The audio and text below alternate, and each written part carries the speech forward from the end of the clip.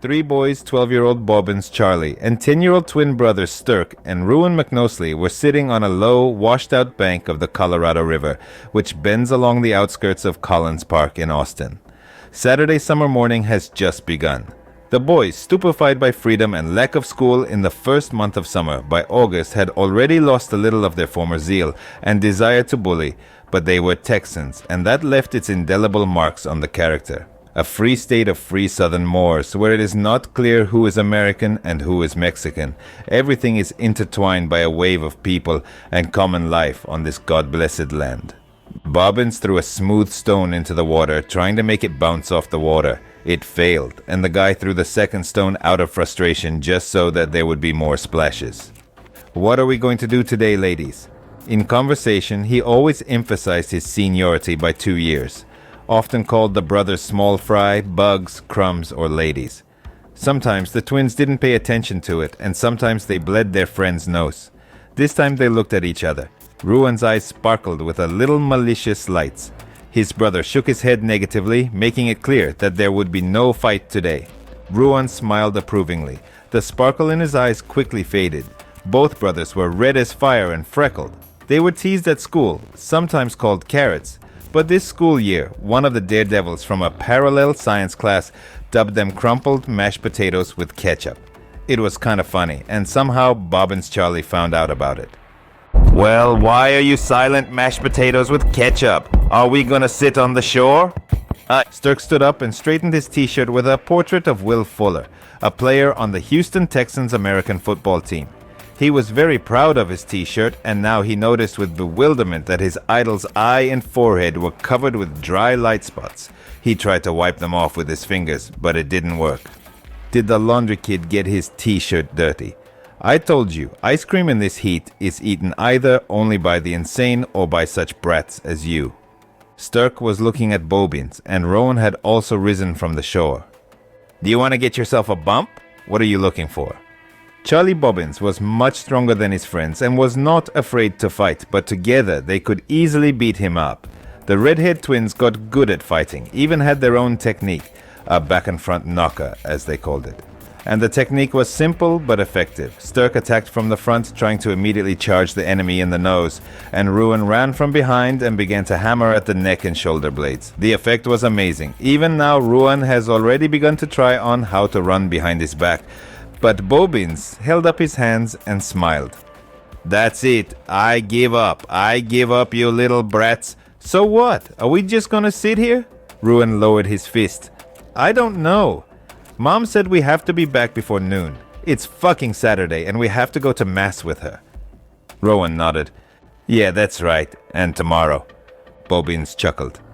"That's because your dad's a cop and he's still on the district council, and I am not tormented by masses or services." Rowan grinned now. "That's because you go to the synagogue with your whole family. That's what our mother says." Well, it was quite true. Blackhead and curly head. Charlie Bobbins was Jewish. So what? This did not stop him from running around the streets, chasing cats, breaking windows, fighting with boys, and running away from home at the crack of dawn. It's true that the McNosley boys themselves had never visited Bobbins and did not know how he lived. Sturk continued his brother's banter. And Mom also said that Jews are circumcised. Bobbins picked up a stone and threw it back into the river, and then calmly replied, "I bet my sausage is bigger than the two of you put together." In short, I have suggestions. Carrot Brothers. The boys were interested. Bobbins looked closely, squinted, thinking something to himself. "I don't even know whether to tell you or not." The boys were even more interested. "Tell me, Charlie, what did you come up with?" "Won't you tell anyone?" Rowan screamed. "I swear by my feathers I won't tell anyone." Sturk ran a finger under his Adam's apple. "I'll die without confession if I tell anyone." Bobbins approached them. "Maybe we should go to the old barrel factory, huh?" "Weak!" Rowan and Sturk grimaced. "Charlie, you know, our faith is strictly forbade us to go to the factory. And what should I do there? I heard homeless people and other rebligater. They're from all over Austin. Maybe we'll go to the playground near Mr. Skoll's house. Last time, he let us go for a swim in the pool." Charlie was waiting for this. He began to run around the brothers, purring and giggling, trying to imitate the voice of the McNosley brothers' mother. "Don't go to the factory, my dear ladies. There are evil bums there. Oh, what can they do to you? Oh, what can they do?"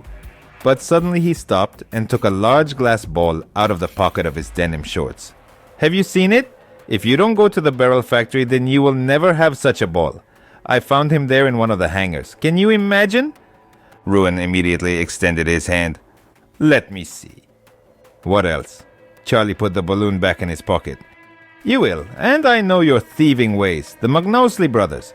Or, to put it more simply, mashed potatoes with ketchup. Well, are you coming or not?" Needless to say, the boys wanted a glass ball, so brightly shimmering with sunlight in the middle of a bright day. But the image of their father, Carmichael McNosley, also appeared in their heads in parallel with the image of the happy possession of a glass sphere. A strong-willed, broad face with a large, heavy chin, small black eyes and thick eyebrows, a high, strong forehead. The boys almost never saw their father without a policeman's uniform, only once, at the funeral of their neighbor, Mr. Bruslovsky, and without his beloved Texas wide-brimmed white hat. Her father always wore only her, neglecting the uniform headdress was very suitable, and could easily give a slap in the hands to anyone who grabbed his hat. My father was strict and could punish. There were 3 punishments: an evening without dinner, deprivation of pocket money for a month, or a belt. Which of these was better? The boys found it difficult to say. It happened that all 3 punishments followed at the same time, and not infrequently. Bobbins took the balloon out of his shorts again and raised his hand up to catch the sun's rays in it. "Have you seen how it glows? I think that if you light candles at night, then you can see your destiny in such a ball." We watched the Friday show. Where are the psychics? The boys, of course, watched this show, since in their family, as in many American families, evening TV viewing was started. My father, by the way, frankly said that all this was bullshit and staging, but the boys and their mother, Mrs. Loretta McNosley, took everything at face value. The brothers nodded their curly red heads. "We saw it. The last episode is generally cool. It's even cooler than the Highway Patrol and the Malibu Rescuers." Bobbins chuckled. "Well, you've already had enough. Nothing compares to Rescuers. Will you go or not? On bikes, one foot is there, the other is at home. You'll be in time for your mass." The 2 red-haired boys looked at each other, read something in each other's eyes, and decided to go. The McNosley brothers had such a feature or something, the ability they could understand each other without talking, without words. And it wasn't that they were siblings or twins who understood each other's character and habits. They heard specific words like a distant whisper.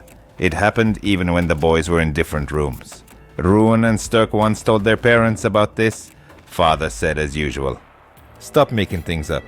And Mom believed, hugged the boys, and said with a happy smile, "Of course, boys, you are brothers. It was the same for me with my sister, your Aunt Catherine. I'll tell you about it sometime." 10 minutes later, the boys were already racing along the sidewalk of a quiet suburban neighborhood riding their bicycles. Charlie Bobbins raced ahead, and the brothers rode behind him, rushing past storefronts and summer shops. Driving by a grocery store, they saw their neighbor from Peach Avenue, an elderly woman, Polly Grunberg, in the glass of the window behind which the trading floor opened, and she noticed them too. The boys were somewhat worried about this. It sounded in Rouen's head. "Rui, do you think she'll tell Mom?" Rouen replied to his brother. "I think not, and what about? We're just walking. There's still an hour and a half before Mass. But your mom will definitely kick you for a t-shirt." Bobbins shouted, turning around. "Push it up, guys. The factory is still a whole block away. If we talk about the factory, then once the entire huge building belonged to a community of patrons led by Mr. Rasposeco, but this was back in the century before last. The factory produced wooden barrels for salting pork and then sold throughout the southern United States and Mexico. In the middle of the 20th century, in the fat post-war years, when the dollar was stronger than ever, the factory surprisingly went bankrupt, and its entire territory with workshops, plant management, workshops and garages became the property of the city and then was sold at auction. For some time, the factory was used as a huge repair base for agricultural machinery and trucks, but in the 80s, the new owner, as well as the previous ones, suffered bankruptcy. It was even rumored that he committed suicide by shooting himself in the forehead. The boys, in other respects, were not interested at all. It was a fun 2002 years old, they were 10 years old, and the only thing they were interested in was the opportunity to find somewhere in an abandoned factory, which everyone continued to call a barrel, a glass ball exactly like Bobbins's, damn it. Or maybe you can find something more interesting. Their small business was overshadowed only by the fact that their mother was waiting at home for their imminent return, and also by the fact that their father strictly forbade them to visit the barrel factory. He didn't explain why. He just slashed the edge of his palm on the table and forbade it. This area was closed to boys, but the prohibitions exist to break them, even though it was a little uncomfortable. It sounded insinuating in Rouen's head. Wash, maybe we'll go back, huh? After all, father forbade us to go there. Do you remember him telling me that some kind of murderer was caught there? The washing itself was pedaling, and from his brother's question, almost stumbled into a huge garbage can, but drove around it in time at all the speed that his old bike was doing. I don't even know, kids are scratching at my soul. But that asshole Bobbins will then tell everyone how scared we are.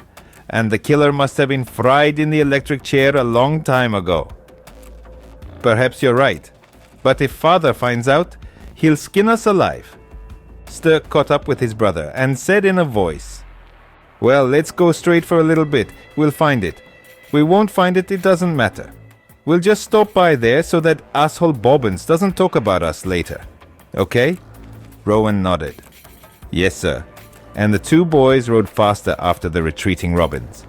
After 20 minutes of frantic racing along the sidewalk and alley, they left the neighborhood and turned onto a short dirt track, once strewn with gravel, but now abandoned. The old track from heavy-duty vehicles was captured in the middle of the primer. It was washed away by water every autumn and spring, and sanded in every summer, but it was still clearly visible. The boys drove along the concrete slabs of a high fence and rolled up to a rusted mesh gate, which was entangled with a powerful chain and locked. Bobbins gave an Indian whoop and shook his curly mane of black hair. Whoa, Idaho, we're here. Wagons in a circle, brothers crumpled mashed potatoes with ketchup. Wagons in a circle, hand out Winchesters. He cheerfully jumped off his bike and leaned it against one of the gates, and then jumped and clung to the chain link like a cat, pulled himself up and climbed to the top like a monkey. Distorting the voice, imitating the accent of the Mexicans, he barked from a height. Hey, white gringos, will you still be chewing gum there? Or will you still do the real thing? The boys succumbed to a playful mood. Sturk clapped his brother on the shoulder. Hey, Captain McNosley, take down the arrogance of this soldier who encroached on our holy state of Texas. Rouen shouted cheerfully. Yes, Mr. General! He grabbed the net and began to climb up, intending to attack Bobbins, but he was already climbing down from the back. You can't get to me, gringo. He ended his sentence with a loud laugh and said more seriously, Climb over, but carefully. The pipe fell off at the top. I almost scratched my arm for the first time. The three boys were looking at a huge grey concrete workshop. To Rouen, this huge monotonous building with almost no windows seemed like a ship crashing into the ground at the corners. A ship, washed up on the shore, who knows how and when. Sturk, on the other hand, thought of the main building of the factory as a huge closed labyrinth, in the depths of which Theseus led people to the light, defeating a terrible monster, a bull-headed, bloodthirsty minotaur. He thought so under the impression of the recently read book Myths of Ancient Greece. Optional reading for the summer. He was very fond of reading. The boys stared at the building in silence and did not dare to take a step forward. Well, ladies, are you coming or what? It's closed there. You need to go around from the north side. There the wall is cracked at the very base and you can crawl up. Bobbins went first, talking about the factory as he went. He sounded like he was not only 2 years older than the McNosley boys, but 10 years older. When you were still brats, I heard from my father that his grandfather worked in this factory for $1.50 an hour. I was making some pieces of iron. Rouen laughed. How could your grandfather work there if you came to our city only 3 years ago? Sturk agreed. Yes, I remember how you moved. You and some skinny woman. Then Mr. Duber from the house across the street helped you carry things. Bobbins turned around silently, but then brightened up. So I didn't move to your city. We moved to your neighborhood. As it is, we all used to live near the Southern Congress. Rowan nodded understandingly. Oh, I know. Dad said that only rich people live there. Bobbins walked on and said with some dignity, That's right, baby. All right. They walked around the north side of the building, sometimes stumbling over the bulging mounds of cracked asphalt, through which weeds made their way in some places. Is everything that old? And the wall that cracked, you say it won't collapse? Bobbins laughed. Have you already peed in your pants, baby? Come on, help me. Bobbins himself grabbed a hefty wooden pallet and began to move it to the side. The boys helped him, and a large crack opened in front of them, narrowing to the top. Not only a 10-year-old boy could easily get into the crack, but also a fully grown man if you look at it. The darkness in the chasm of the crack and the overhanging bulk of the building caused excitement in the brothers. Charlie, get in first, and we're right behind you. You've been there before, haven't you? So you'll show us the way. Charlie Bobbins grinned as he chewed on a plucked straw. Whatever you say, young sir, but it seems to me that you are afraid. But no one argued or made excuses. Just the eldest boy in their company bent down, got on all fours and climbed into the hole. The crack was very wide, only at the base. A minute later, it came from inside. Well, will you be standing there for a long time? They followed me. Carmichael McNosley had been a member of the Federal Police Service of Texas for several years, was a good Christian, father and husband, and that would be all right, but his principled, puritanical character, his uncompromising nature and stubbornness often played tricks on him. He was a patrolman and was responsible for the part of the area where he and his family lived, reporting to the Internal Police Department. He coped with his job, gave a lapel to any punk or punks who somehow got into their quiet sleeping paradise. At one point, he was even elected as a member of the District Council for Municipal Affairs. But he never made reliable friends, and his partners all ran away from him as one. The latter was still holding on. It was a paradox, but everyone who did not want to continue serving with McNosley beat their fists in their chests, said that McNosley was a great man and an officer, coped well with the service, did not go into trouble, but at the same time was not afraid to act. That's just they did not want to serve with him. The reason is simple. Officer Carmichael McNosley himself always aspired to be the best in everything and demanded this from his partners, getting them to the very livers. Carmichael reached into the breast pocket of his light-colored tunic to get cigarettes, but did not find them there. That's right, they were in the glove compartment. But they weren't there either. A partner named Miguel realized what his colleague wanted. Amigo, are you looking for cigarettes? You threw out the pack yourself an hour ago. Carmichael nodded his head.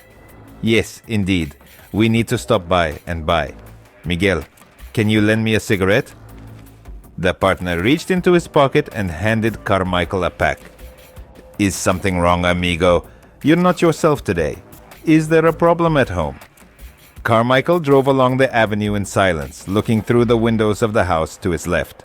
I understand, amigo. I have these extra patrols on Saturdays. That's where they sit. Miguel raised his palm to eye level with the visor. Carmichael blew out smoke. It is our duty. We must maintain law and order. And I will tell you, Officer Forano, that we must do this not only on duty, but all the time while we are awake. The U.S. government and taxpayers have entrusted us with this form and this authority to protect order under our flag. Miguel turned to the glass and looked at the houses on the right. That's it. His partner got carried away. Lectures on duty and law are about to begin. Responsibilities and things like that. Then he will weave in the Bill of Rights and Freedoms. That's for sure. But that didn't happen. Officer McNosley braked sharply, grabbed the walkie-talkie from the console. Central Patrol Crew 12, corner of Main and Rose Boulevard, Zilga Park District. Send reinforcements. He got out of the car, tossing to Miguel. Cover up. Miguel looked somewhat dumbfounded at his partner, running across the street to a neighboring house, from behind the closed fence of which a thin gauze of black smoke was rising. The gate was open and Carmichael ran in, his hand on his holster. Miguel followed, not touching the weapon. After a few minutes, everything became clear. The Hutchinson family, husband, wife, and 5 of their children were lighting coals under a barbecue grill. The grill was old, the coals did not light up and smoked. The head of the family smiled affably. To what do we owe your visit, Officer McNosley? Do you want fried meat too? McNosley nodded. No, I'm sorry to intrude, Mr. Hutchinson. We saw smoke from the road and decided to check it out. Are you all right? Hutchinson replied, still smiling. It's fine, sir. Thank you for guarding our peace. The officers bowed and left. In the car, McNosley picked up the walkie-talkie and hung up on reinforcements. Miguel grinned. You're too hypocritical, amigo. It seems to me that we could have done it without reinforcements. McNosley looked into Miguel's eyes. I'm not interested in what you think, Officer Forano. I acted according to the instructions. Miguel shrugged and didn't argue. There's still 1 hour left until the end of the patrol. Where are you going then, amigo? McNosley answered reluctantly. I'll drive the car to the police station and go to Mass.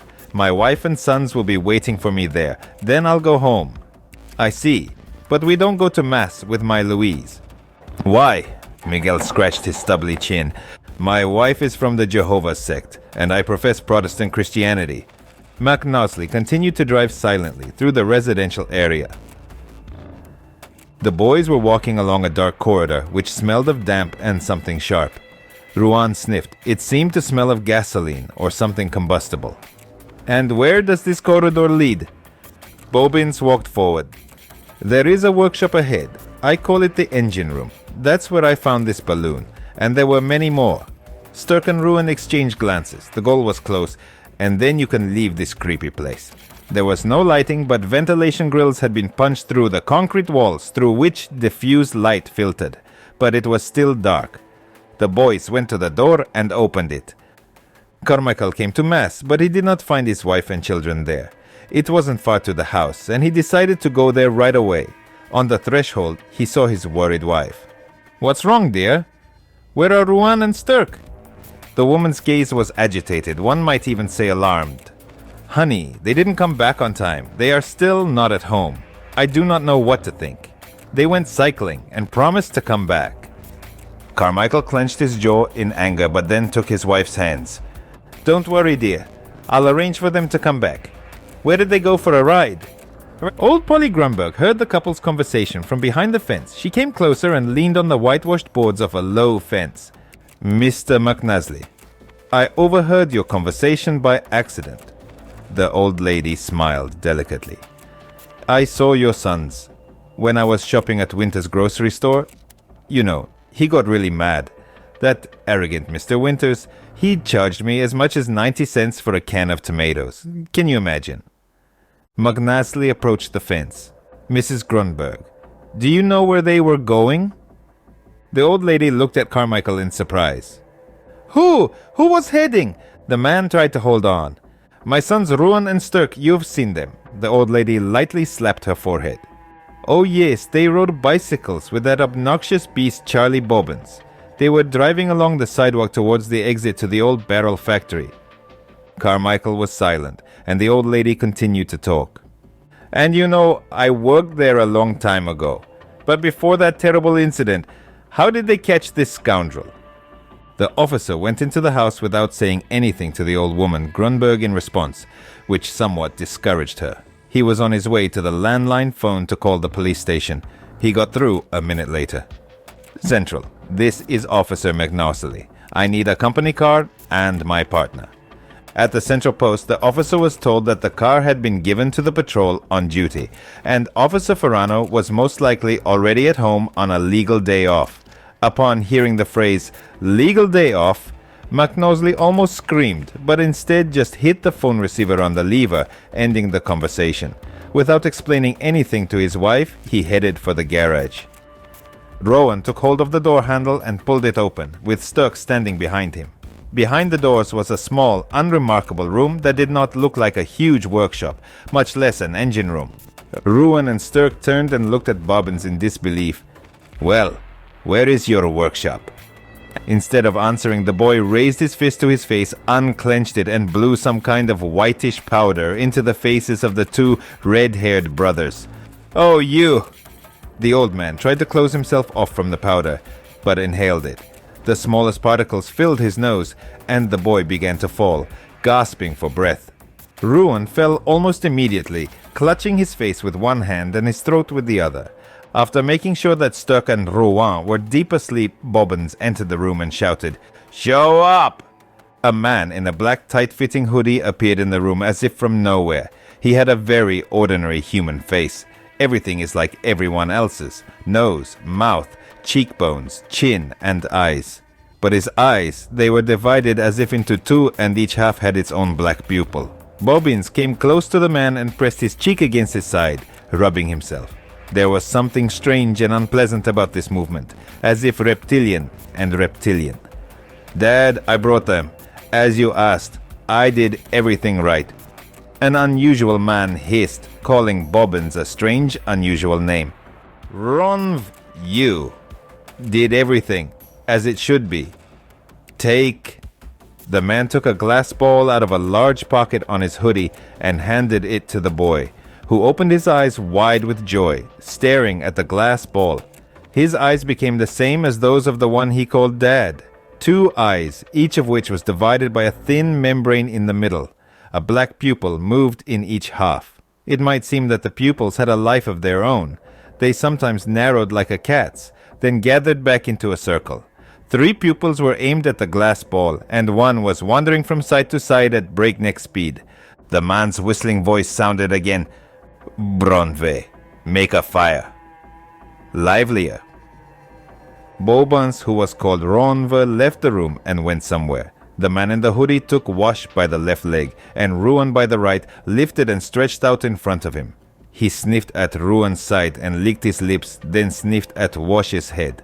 But something did not like him. He recoiled, dropping the boys on the concrete floor. "You can see things in their true face." The man's eyes darted from side to side. The boys' ability to talk to each other without opening their mouths was obvious to him. Somehow he found out about it. Rouen flew in pitch-black darkness, seeing and feeling nothing, but he was aware of himself. My brother wasn't around, and it was scary. "Sturk, can you hear me? Laundry?" A whisper came from afar. "I hear you. I'm scared, Rui." "Where are we? I can't see anything, and I can't move. Something is holding me back." "Don't be afraid. We will definitely get out. I do not know where we are. There's something holding me back too." Suddenly the boys found themselves next to each other, but still in utter emptiness, as if in the blackest vacuum of a starless universe. They hugged, but the joy of meeting in the otherworldly dimension was instantly replaced by inhuman horror. A huge spider was crawling towards them, right through the black light among the intangible darkness, its furry legs moving quickly. The spider was whispering. "Don't be afraid of me! Don't be afraid of me!" Sturk screamed first, and the vile spider grabbed his leg with its mandibles, lifted him up, and shook him. Rouen rushed at the spider, tried to bite its paw, but could not.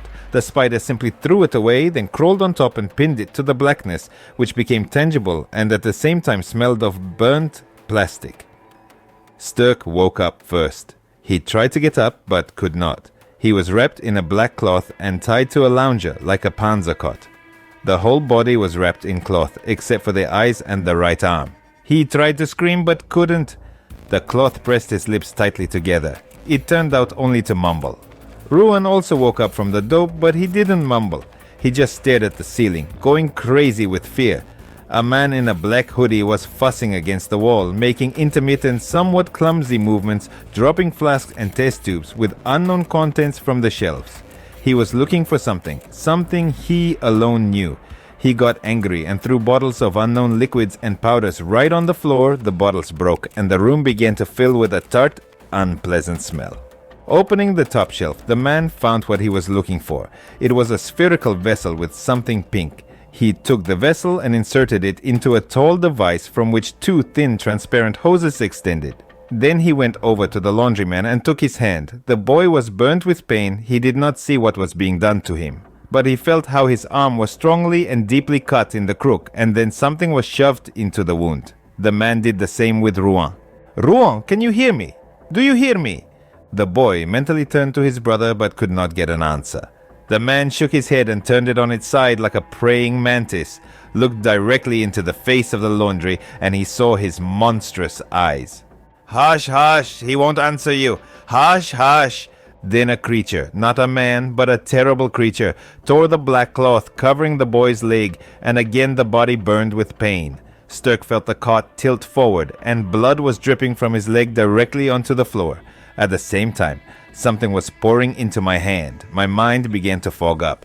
A quarter of an hour later, Rouen and Sturk were asleep again. The creature stood between the bunks and waited for something. Bobbins Ronve entered the room. Dad, I did everything as you said. The fire is burning. Should I take them to the stove or will you let me play with them? Ronwe smiled terribly, rubbing his hands and feeling the blood. But the man just took his hand and led him away. This time they walked down the corridor to the side branch, then went down another level below, to where the smelter used to be. There was a flame burning in the huge stove, and it smelled strongly of gasoline. Dad, why did we come here? The adult creature silently stared at the fire, but then grabbed Ronve's clothes and tore them off. The boy's skin was covered with red scabs and black scales in some places. He became unusually thin. The spine protruded from his back in a frequent ridge. His legs and arms were greatly elongated and ended with short claws. What are you doing?